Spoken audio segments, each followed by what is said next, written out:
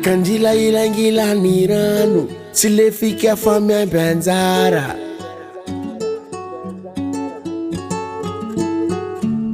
Yandrasandrasu nube Univerita ditie tantara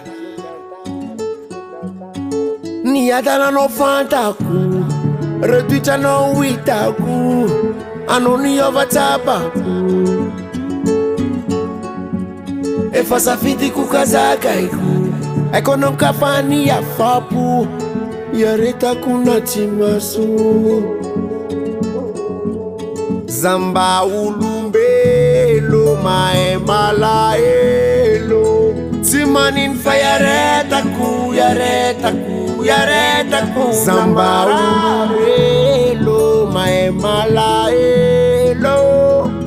Rambola misi ni faran Sifona ni fanate naku Zama tukifa Mj Hiova Mj Hiova Zama tukifa Mj Hiova Mj Hiova Zama tukifa Mj Hiova Mj Hiova Zama tukifa Mj Hiova Mj Hiova Vo telefoni maneno Anofatsima petraka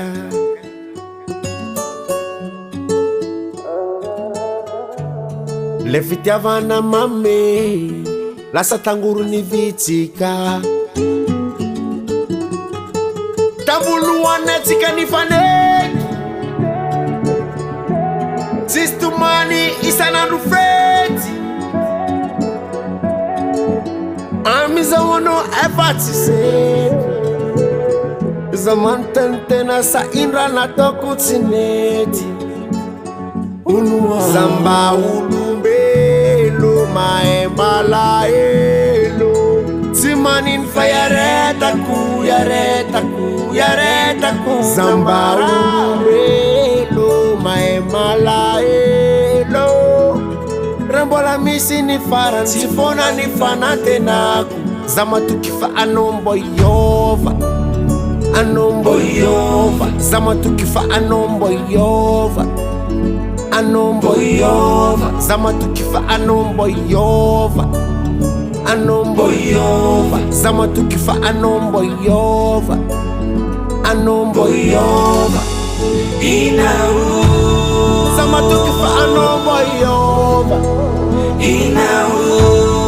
Zama tukifa Mj Hiova Hiova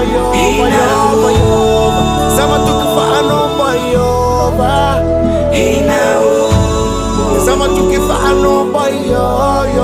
Hiova